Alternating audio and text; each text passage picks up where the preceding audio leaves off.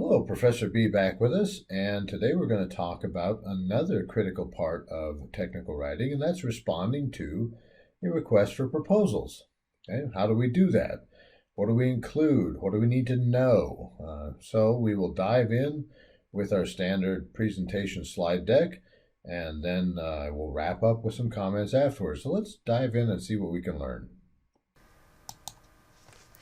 All right, let's take a look at proposals, and then we will actually go through one of the main grant sites, grants.gov, to list some examples of some proposals we might apply to, okay?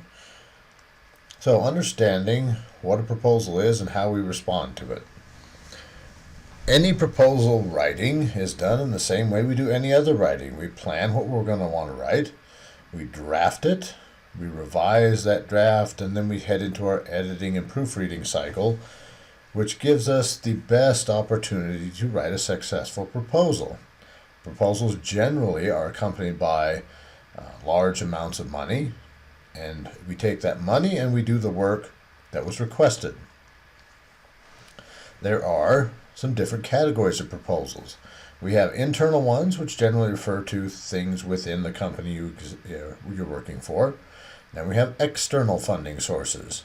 You apply to somebody outside of your place that you work, and those can be solicited or unsolicited. Sometimes they're posted, and sometimes somebody says, hey, there's this opportunity, would you like to apply for it? Okay. Internal. It is submitted within your organization, and those activities are defined generally by your organization, your business, your agency, and that work is going to directly benefit them. Some examples as listed here. Might need to purchase some equipment, might need to conduct some research, might need to change a policy. Whereas the external one, it's solicited when that need is outside of your organization. You might work for a state agency that does natural resources research, and a federal agency might have some opportunities for monies to be given within your state's boundaries to do some research, and then you write a proposal and collaborate on that. Additionally, you can create websites, build databases, construct buildings. All these are done through the proposal process. Okay? Generally, a proposal describes what type of work or research you're going to do. You're going to tell the granting agency what your skills are, what you want to do with the money they're going to give you. Why would you do that? Okay. What are the methods proposed to accomplish the work? How are you going to get it done? How much time do you think it's going to take you to get done? And how much is it going to cost? And this guidance down at the bottom is very good. Keep in mind that proposals and progress reports are persuasive documents. You're trying to persuade the granting agency to give you money, much like when you were younger, you tried to persuade mom and dad to give you $20 to go to the movies. Okay? When we propose for external funds, they're generally written in response to three different types of things. An RFP, which is a request for proposal, an SOW, which is a statement of work, and an RFQ, which is a request for qualifications.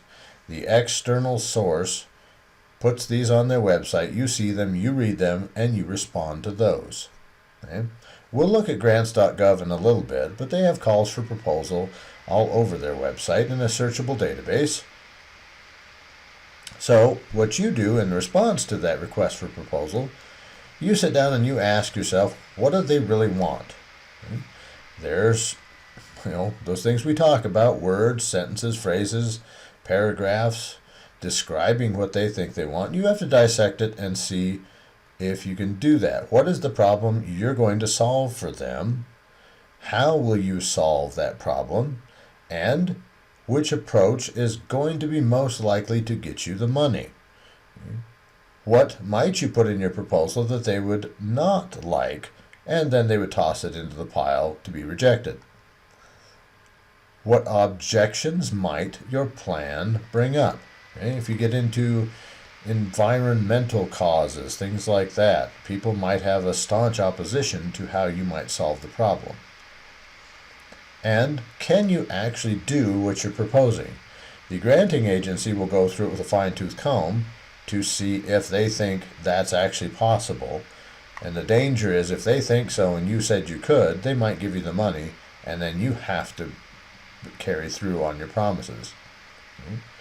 Within your proposal, these are some standard sections. Much like a research document has the introduction, methods, analysis, research, and discussion. A proposal has a summary that you start with. Then it goes into a description where you introduce, give your rationale, give their plan of work and all those breakdowns, tell what places you'll be doing the research and what equipment you might need.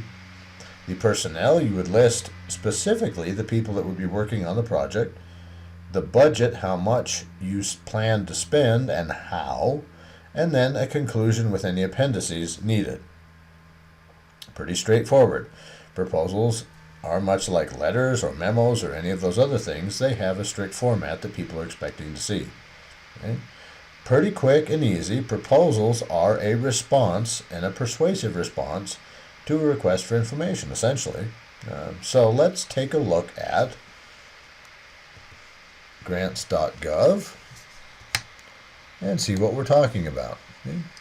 This is the website for the United States Granting Agency, grants.gov, and several options. You can learn about them, you can search them. If you've applied, there's information there. Grantor, somebody that wants to give money and work through the system, and so forth. Okay? Well, if we click on the search for grants, we come to their database front end. Notice over here, there's a bunch of them listed, or you can search and refine them even more. We have 2,392 matching results. If I scroll down here, I find one I might be interested in. Oh, the Disaster Response State Grant Program. If I click on that, I get the page that comes up about that grant. It has some general information up here telling me that they will award probably 17 grants with expected funding of about $71.6 million. Now these go to states, so you'd have to be working with a state agency that is eligible to apply for the grant. Notice some very important information here. It was posted August 22nd. Closing date for applications is September 2nd. Okay, this is like your deadline for the assignment. But if you do not make this date, they will not consider late submissions generally. And then some more information down here. Well, quite often they have this link to additional information. How do I apply to that? Well, if you click on this link, it takes you to the website for Substance Abuse and Mental Health Services Administration. That is who is granting the money. Okay? We have a description here of the grant. These people are accepting applications for FY 2020. Tells us a little bit about it. They're talking about they want to focus on mental and substance abuse disorder treatment, crisis counseling, and other related support for adults and or school-age children impacted by these hurricanes. Okay, interesting.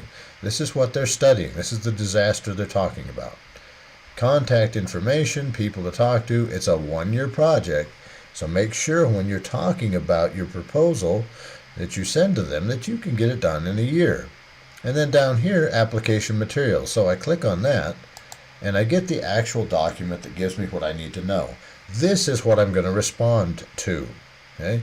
It is a 77-page PDF, so I need to give myself enough time to read it and figure out what I have to write.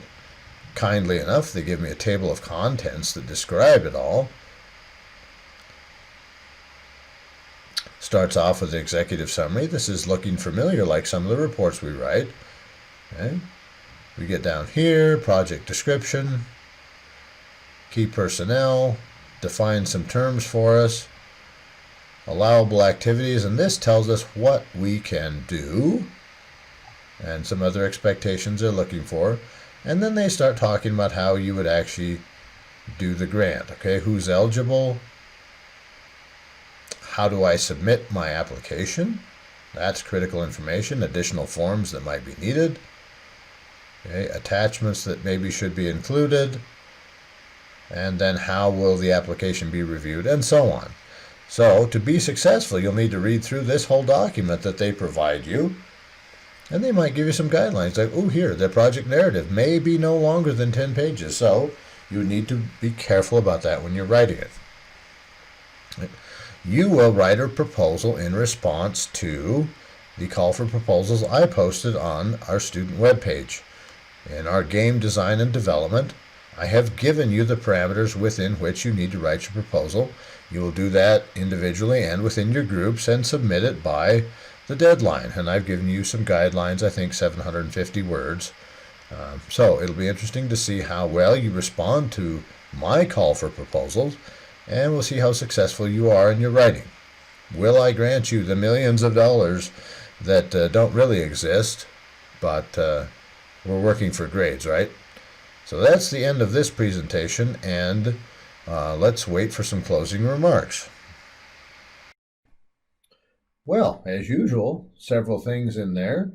There is a standard format that most writing occurs for proposals. There's some pieces that you need to have. You need to tell your audience what you're going to do for them, how long it's going to take you, how much of their money you're going to spend, and what are the deliverables going to be, if my tongue will cooperate with me. That is pretty straightforward, and hopefully you can roll that into your academic and professional career and be successful in answering your calls for proposals. Best wishes, best luck. Let's stay tuned for more episodes. Professor B out.